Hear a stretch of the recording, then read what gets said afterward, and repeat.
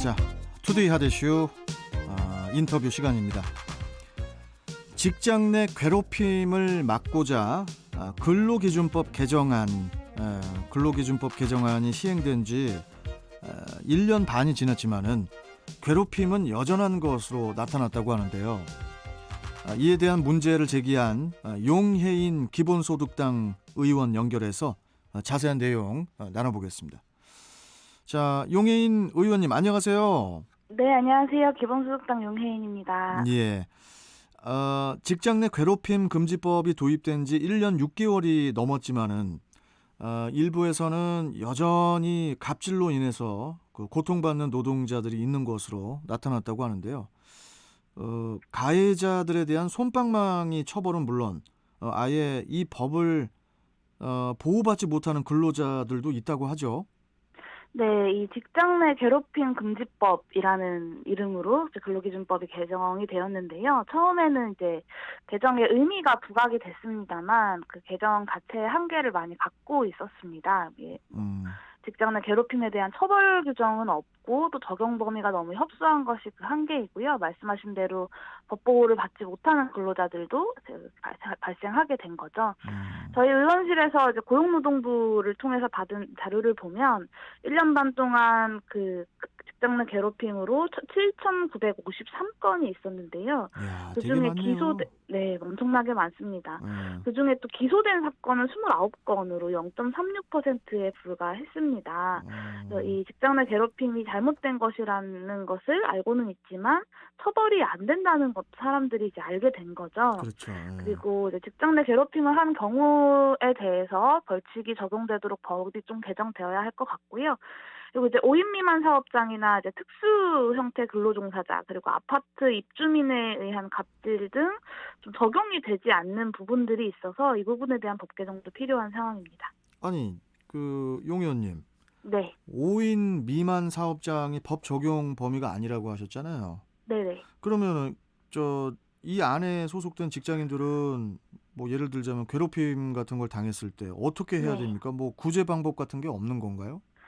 일단 직장 내 괴롭힘 금지법으로는 처벌할 수 없는 것인데요. 그래서 적용 범위를 넓혀야 한다라고 말씀드리는 거고요. 예. 직장 내 괴롭힘을 당하면 일단은 지금 상황에서는 피해자가 증거를 확보하고 상담 등을 통해서 방법을 좀 찾아 나가야 하는 상황입니다.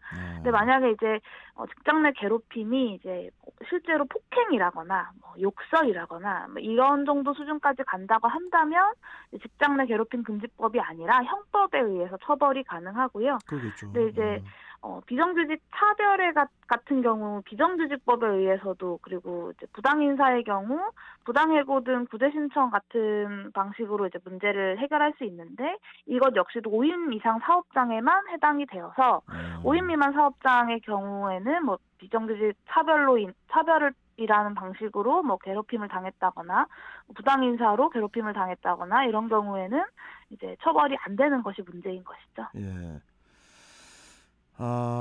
그리고 또 이제 지난 2019년에 그러니까 재작년이죠. 2019년에 그 골프장에서 캐디로 일하던 그 20대 노동자 배모 씨가 그의 상사인 캡틴이라고 하더라고요.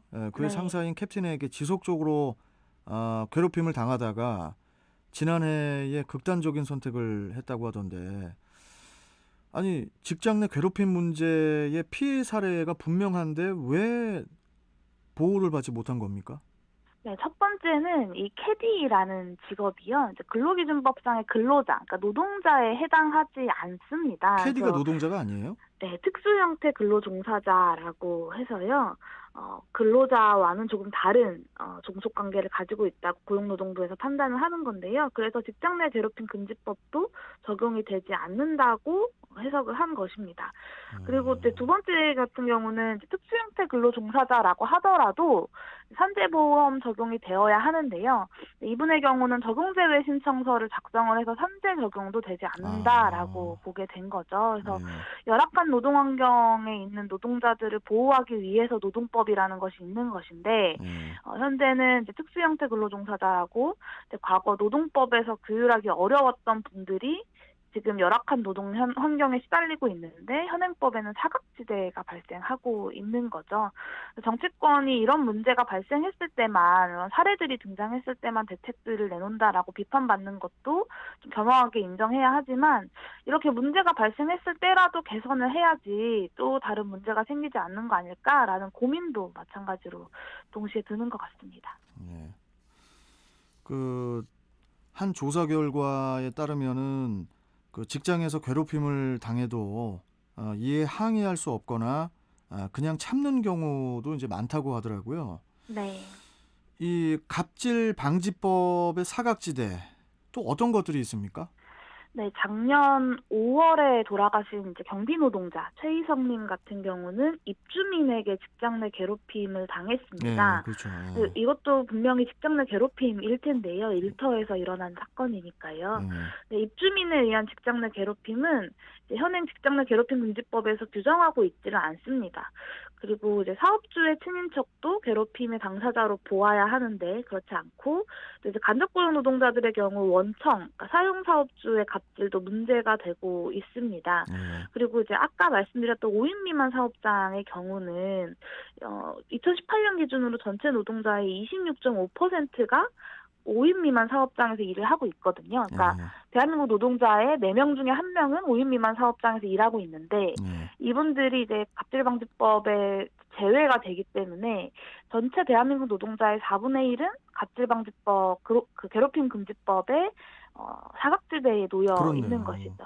네, 그리고 예. 또 이 직장 내 괴롭힘 금지법에서도 직장 내 괴롭힘에 대한 처벌 규정이 없이 진정만 가능하도록 한 것 역시도 좀 문제라고 보고 있습니다. 예. 그러니까 이제 결국 가장 시급한 것은 직장 내 괴롭힘 금지법 확대 적용이 필요해 보이는데 네. 어째서 이 법 적용에 한계가 있는 이 현행법 개정 이게 이루어지지 않고 있는 건지 그 이유도 좀 궁금해요. 네, 법이, 그리고 여의도 정치권이 현실을 좀 못 따라가고 있다고 보여지는데요. 언제나 이제 문제가 터져야만 대안들이 쏟아져 나오고, 또 여론이 잠잠해지면 그 이전으로 다시 돌아가 버립니다. 그래서 예. 법 제정 1년에 맞춰서도 제가 적용 확대를 이야기했었고, 그렇지만 이제 올해 2월에 임시국회에서 환노위를 통과한 법안이 이제 1,000만 원 이하의 과태료를 신설하고 사업주의 친인척까지 대상자를 확대하는 정도였고요. 이마저도 아직 본회의 통과는 하지 못한 상태입니다. 그리고 아까 말씀드렸던 사각지대인 특수형태 근로종사자나 아니면 5인 미만 사업장 등의 적용은 아직도 논의되지 못하고 있고요. 뭐 원래 법이라는 게 현실을 따라가는 것보다 느린 거라고는 하지만 이 노동 현실에서의 심각성에 비해서 법이 현실을 따라가는 것이 너무 느려서 좀 문제라고 보여집니다. 그래서 더 많은 또 다른 희생이 만들어지기 전에 또 적용 확대가 이루어져야 한다고 보고요. 직장갑질 119 같은 시민단체들이랑 함께 이 직장 내 괴롭힘 금지법의 획기적인 적용 확대를 좀 논의해보고 관련된 개정안을 저도 좀 준비해보려고 하고 있습니다. 예, 이게 좀 아직 갈 길이 먼 것 같네요. 보니까. 네, 예. 해야 할 일이 아직 많이 남아 있습니다. 예. 그나저나 지금 포털 사이트에 우리 용해인 의원 검색을 하려고 용해인 쳤는데 왜 프로필이 안 떠요? 프로필이 네, 뜰 텐데요. 뜹니까? 네, 혹시 오타가 나신 건 아닌지. 잠깐만요. 뜨네요. 네. 예, 죄송합니다. 아니, 용해인 의원님. 네네. 다름이 아니고 지금 5월 말에 출산 앞두고 계시다고 하던데요? 네, 맞습니다. 5월 말에 출산을 예정하고 이야, 있습니다. 참 21대 국회의 유일한 임신부 의원이신데 네. 그러다 보니까 이제 또 이 임신을 계기로 출산 및 육아와 관련한 법제에 또 관심이 그때도 많으시고 그러신 걸로 제가 알고 있거든요. 네. 예, 이 부분에 대해서도 좀 한 말씀 해주세요. 네, 저도 이제 임신을 하고 이제 출산과 육아를 준비하게 되다 보니까 우리나라에서 이제 출생률 문제를 많은 언론과 정치인들이 지적을 하지만 실제로 임신과 출산과 육아의 영역에서 지금과 같은 방식으로는 출생률을 끌어올릴 수 없다라는 그렇죠. 한계들을 좀 많이 느꼈습니다. 그래서 예. 관련한 법 개정들도 이제 출산 이후에 하려고 지금부터 좀 개정안들을 준비하고 있는 중이고요. 예. 이제 출산이라는 게 이제 여성의 몫으로, 그리고 육아와 돌봄까지도 이제 여성의 몫으로만 남겨져 왔었는데요. 예. 관련해서 이제 여성만 이제 출산과 육아와 돌봄을 하는 것이 아니라 이제 엄마 아빠가 함께 나눌 수 있는 제도들을 좀 마련해야 된다고 보고 있습니다. 예를 들면 이제 출산 휴가는 지금은 이제 여성은 90일까지 쓸 수 있고 남성은 10일밖에 못 쓰는데요. 예. 이것을 이제 남성들에게도 의무로 보장하면서도 또 기간을 늘리는 것, 그리고 소득 보장이 이루어진 상태에서 육아휴직을 좀 의무화하고 예. 제도화하는 것이 필요하다고 생각하고요. 이렇게 한국이 남성들의 육아휴직이 굉장히 좀 적습니다. 예. 예전에 비해서 이제 한 21.2%까지로 많이 높아진 상황이긴 하지만 아직도 좀 부족한 것이 많다고 보고요. 예. 법안 발의는 출산과 육아를 하고 나서 좀 구체적인 법안을 제출할 수 있지 않을까 기대하고 있습니다. 의원분들은 저 출산 휴가 있어요?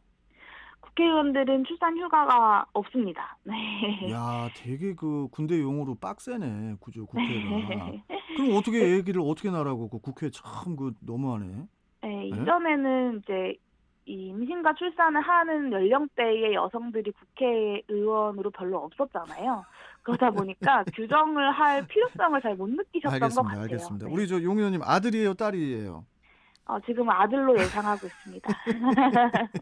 알겠습니다. 아무튼 건강 관리 잘 하시고 이제 얼마 안 네. 남으셨으니까 그리고 또 다른 사안으로 또 뵙도록 하겠습니다. 네, 고맙습니다. 감사합니다. 예. 자, 용해인 기본소득당 의원과 함께했습니다.